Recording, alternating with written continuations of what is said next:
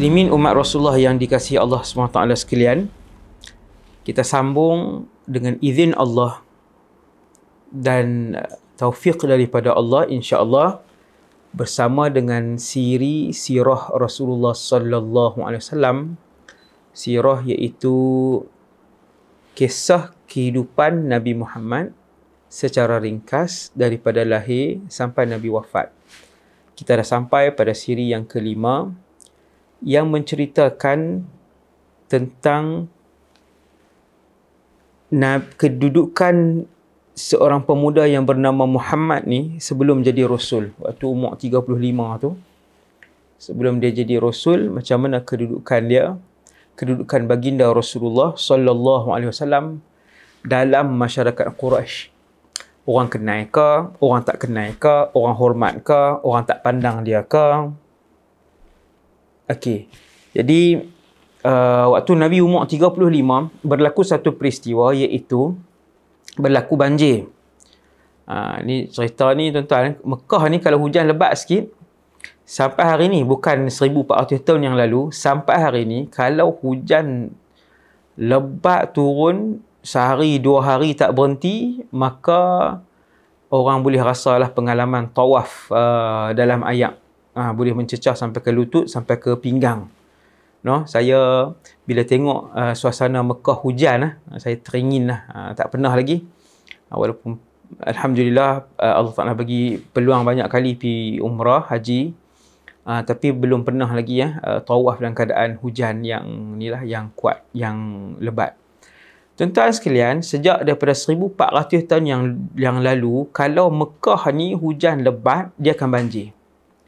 Bila banjir, dia mengakibatkan struktur binaan Kaabah ni ada yang bahagian yang runtuh, bahagian yang roboh kan. Jadi ada satu ketika itu, waktu Nabi umur 35 ni sebelum jadi Rasul, beberapa bahagian Kaabah ni dia rosak dan runtuh.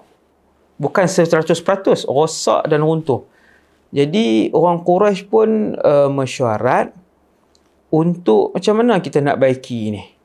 Kan? Jadi mereka pun berbincang, kita kena, kerosakan dah banyak, struktur utama binaan Kaabah banyak yang rosak, maka nak kena runtuhkan. Cuma peristiwa yang berlaku waktu Abrahah menyerang Kaabah itu, sehingga mereka semua mati diserang oleh burung ababil yang disaksikan oleh seluruh penduduk Mekah. Peristiwa tu membuatkan orang Quraisy, pemimpin besar Quraisy takut. Mereka persoal, siapa yang berani nak pecahkan dinding Kaabah semua ni? Jadi peristiwa Abrahah mai serang Kaabah, Allah hantar burung ababil seperti dalam surah Al-Fil. Tuan-tuan, peristiwa tu disaksikan oleh seluruh penduduk Mekah. Mereka melihat burung yang pelik itu, yang membawa batu-batu yang panas di paruh dan di kaki-kaki burung. Jadi peristiwa penyerang Kaabah, peruntuh Kaabah diserang tu, sebelum sempat meruntuhkan Kaabah, yang tu membuatkan orang Quraisy kata, kita nak runtuhkan Kaabah dengan niat yang baik. Mereka mesyuarat kan, Allah Subhanahu Wa Taala pemilik Kaabah tidak akan mengapa-apakan kita. Tuan-tuan jangan kata pelik pula, sebab memang Kaabah diketahui oleh orang Quraisy pemiliknya ialah Allah. Sebab sebelum Muhammad sallallahu alaihi wasallam menjadi Rasul pun, orang memanggil Kaabah sebagai Baitullah, rumah Allah. Orang memanggil Kaabah sebagai rumah Allah. Jadi mereka takut nak buat keputusan. Akhirnya mereka tekad, sebab mereka kata, kita nak buat benda baik, apa salahnya untuk kita robohkan bahagian-bahagian struktur utama yang mengalami kerosakan yang banyak, dan kita akan bina balik Kaabah ini. Bukan tujuan kita untuk meruntuhkan, merosakkan rumah Allah. Bila mereka pemula ketuk binaan tadi dan tak jadi apa-apa, dan dengan niat baik mereka itu, maka mereka pun mula meruntuhkan, merobohkan bahagian-bahagian binaan Kaabah, dinding yang rosak. Maka bergotong royonglah suku Quraisy. Quraisy di bawah dia ada banyak pula. Ada Adi, ada Bakar, ada Bani, macam-macam lah di bawah dia. Pakat buat kerja sebagainya. Sampailah kepada part untuk mengubah Hajarul Aswad. Tuan-tuan jangan ingat Hajar Aswad ni Nabi yang bawa mai, Nabi Muhammad bukan. Hajar Aswad adalah batu dari syurga yang dibawa turun oleh Jibril ketika mana Kaabah pertama kali di atas muka bumi Allah dibina oleh Ibrahim dan Ismail alaihi salatu wassalam. Waktu dua rasul ini, dua orang ini yang kedua-duanya rasul, tapi waktu tu Nabi Ismail masih kecil, dia bantu ayah dia nak bina. Kemudian Nabi Ibrahim minta Ismail pergi cari batu nak letak di sudut Kaabah yang memang waktu tu bersegi lah, 4 segi. Nak letak di satu sudut sebagai orang ramai bila mai tawaf ni orang tahu tang ni depa mula. Kalau tak sudut tu 4 segi tu kan sama, takut orang tak ingat tang mana mula tawaf. No? Jadi maksudnya tawaf ni daripada zaman dulu ya, betul. Daripada zaman Nabi Ibrahim lagi sudah ada tawaf di Kaabah. Dan ketika Nabi Ismail pergi cari batu tadi, pergi cari batu untuk ayah dia kata nak letak, ayah dia itulah Ibrahim alaihissalam nak letak di situ. Waktu tu malaikat Jibril bawa mai batu Hajar Aswad, dan ketika itu batu itu bersinar-sinar, sangat terang cahayanya. Jibril bawa mai daripada syurga, sangat terang, letak di situ. Kemudian sepanjang berapa ribu tahun, 7-8 ribu tahun ni wallahu alam, batu itu mengalami yang kata apa, ada curi, ada hilang, rosak lah apa sebagainya. Sampailah hari ini zaman moden kita ni, batu tu ada tinggal serpihan saja tuan-tuan. Ketul yang besar tu tak ada lah, yang ketul besar tu dah tak ada. Yang tuan-tuan kita duk kucup Hajar Aswad lah ni, yang tu hanya serpihan saja. Tinggal serpih-serpih, 7-8 serpih kalau tak silap saya, serpihan kecil-kecil. Itulah yang berbaki setelah mengalami kecurian lah, hilang dan sebagainya. Okey, zaman Rasulullah batu itu masih ada tetapi cahayanya sudah hilang. Batu Hajar Aswad tu, ketul besar tu masih ada, tapi dia dah tidak bercahaya seperti dulu lagi. Sebab apa? Kata para ulama, mungkin disebabkan sudah lama. Ada ulama kata, ini ijtihad ulama, ada yang kata sebab sentuhan tangan manusia yang berdosa.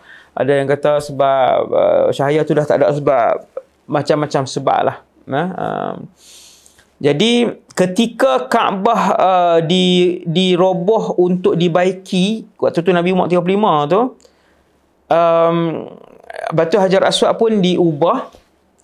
Kemudian mereka pun naik balik dinding-dinding Kaabah. Bila dah naik agak tinggi tadi ni, agak dah tinggi dah melepasi kepala manusia, nak ambil batu tadi nak kembalikan.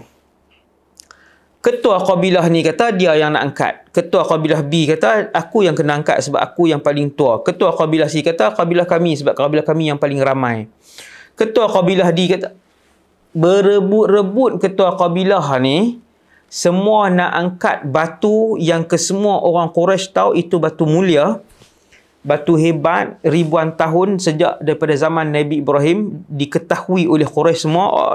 Orang Quraisy tahu siapa Ibrahim AS, dan masing-masing berebut sampai tahap semua tak mau mengalah. Jadi macam itulah tahap orang kata apa, suka berbalah zaman tu, bergaduh sikit, berbalah, keras hati, semua masing-masing dengan stand, dengan pendirian masing-masing, sampai nak ijtihad perang. Subhanallah, subhanallah. Isu dia kecil ya. Ketua kabilah mana nak kembalikan batu tu? Semua nak, tak mau beralah, semua nak letak. Ada 1-2 kabilah balik rumah dah siap. Ajak kabilah, ajak ahli kabilah yang lain nak berperang, nak bergaduh dah, nak gaduh besar. No, akhirnya ketua-ketua kabilah ni kata macam inilah. Kita tengok lagi manusia pertama yang masuk daripada pintu sekian-sekian ni, maksudnya dialah yang Allah hantar untuk jadi hakim kepada kita semua. Keputusan ketua kabilah kita tengok sekali lagi siapa yang manusia pertama masuk melalui pintu sekian. Hari ni kalau tuan-tuan pergi umrah, tuan-tuan boleh tanya mutawif, pintu mana yang Nabi masuk waktu tu. Rasulullah sallallahu alaihi wasallam. Maka dialah kata ketua-ketua kabilah, kita akan ambil pendapat dia. Apa yang dia nak putuskan. Tuan-tuan yang dirahmati Allah, Allah menggerakkan Rasulullah sallallahu alaihi wasallam yang waktu tu belum menjadi rasul, umur 35, Nabi yang masuk. Dialah yang pertama. Apabila ketua-ketua kabilah ni tengok Nabi SAW masuk, dia berkata, hadha Muhammad, hadha radina. Dia berkata, kalau dia ni, kami semua setuju. Dia ni sebab dia ni Muhammad, dia ni seorang yang amanah. Tuan-tuan, Nabi dihormati. Orang Mekah semua kenal maruah Nabi daripada kecil. Tak pernah curi duit orang, tak pernah curi barang orang, tak pernah tipu orang tua-tua mana, hormat orang tua-tua, suka tolong orang. Ini Rasulullah. Contoh yang saya buat ni betul. Nabi hubungkan silaturahim, Nabi suka layan tetamu, Nabi suka tolong orang miskin. Inilah kegiatan sosial NGO Nabi yang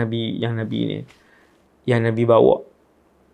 Sehingga bila Nabi masuk, ke semua ketua-ketua ni tak ada seorang pun nak bantah bila lepas tengok ada Muhammad. Yang ni bagus. Kalau dia ni kami mau. Maksudnya kalau masuk kepala masam lain, hawak lain yang depa kata, dia ni pun perangai macam apa hari. Selalu kan kita kenal kan. Maksudnya kalau dia ni pun lebih kurang aku je, dia pun tunggang juga. Dia ni pun lebih kurang aku je, dia pun ayat ketum juga. Kita kenal kawan-kawan kita. Tapi bila Nabi masuk, kesemua pemimpin itu menghormati Rasulullah sebab nama Nabi sangat baik. Tak pernah tipu orang, tempat untuk orang simpan barang amanah, rumah Rasulullah SAW. No? Masya Allah, Nabi pun masuk, dia pun panggil kata, wahai Muhammad, kami ada masalah. Kan? Sekian. Tuan-tuan, Nabi pun selesaikan masalah. Kecil sebenarnya, benda kecil je. Rasulullah sallallahu alaihi wasallam, saya nak cerita kat tuan-tuan, ini Rasul kita sebelum menjadi Rasul. Bila Nabi masuk, mereka kata, wahai Muhammad, sekarang ni apa saja keputusan, hang pilih di antara kami siapa yang paling layak untuk ambil batu Hajar Aswad yang letak di bawah tadi ni untuk kembalikan ke tempat dia. Nak pergi masuk balik je, dia punya sarung dia tu, sarang dia di salah satu sudut Kaabah tadi ni. Bucu Kaabah, salah satu bucu Kaabah. Maka Nabi pun kata, bentangkan kain. Sallallahu alaihi wasallam. Simple je. Nabi kata, letak kain. Dia pun letak kain. Nabi kata, angkat batu ni, tak di tengah. Dia pun angkat batu, tak di tengah kain tu. Nabi tunjuk ketua kabilah, Nabi kata, pakcik angkat sini. Mungkin zaman tu, zaman kita ni, Datuk lah. Datuk angkat sini. Tan Sri angkat sini. Datuk Sri angkat di sini. Datuk seorang lagi angkat di sini. Contoh lah. Nabi kata, pakcik angkat sini. Pakcik seorang lagi ketua kabilah ni angkat sini. 4 orang ketua kabilah boleh pegang hujung penjuru kain. Simple je tuan-tuan, tapi cerdik Rasulullah sallallahu alaihi wasallam. Masya-Allah, Nabi SAW. Depa pun pegang 4 penjuru, Nabi kata boleh angkat. Depa pun angkat, buat pi sampai dekat dengan tempat kerongsong ataupun sarang untuk letak batu tadi ni di bucu Kaabah, salah satu bucu Kaabah. Nabi mengangkat batu mulia itu, Al-Hajarul Aswad, dengan tangan dia sallallahu alaihi wasallam. Nabi pun angkat, Nabi sendiri yang letak kan, semua pakat tengok ya. Kita boleh bayang ketua-ketua kabilah yang bergaduh ni kan pakat tengok masing-masing kan. Wallahu a'lam, apa yang depa sebutlah adalah hati masing-masing. Nabi yang angkat dan Nabi yang kembalikan batu itu dengan tangan mulia dan tangan suci Rasulullah sallallahu alaihi wasallam. Jadi sekat tu dulu insya-Allah untuk tajuk orang kata apa nama ni mengembalikan Hajar Aswad ke tempatnya dengan kebijaksanaan, dan juga kesemua waktu tu pemimpin Quraisy makin respect mereka kepada Rasulullah, dan mereka makin menghormati Rasulullah sallallahu alaihi wasallam. Jadi itu untuk episod yang kali ini. Wassallallahu ala sayyidina Muhammad wa ala alihi wasallam. Subhanakallahumma bihamdik, asyhadu an la ilaha illa anta, astaghfiruka wa atubu ilaik. Assalamualaikum warahmatullahi wabarakatuh.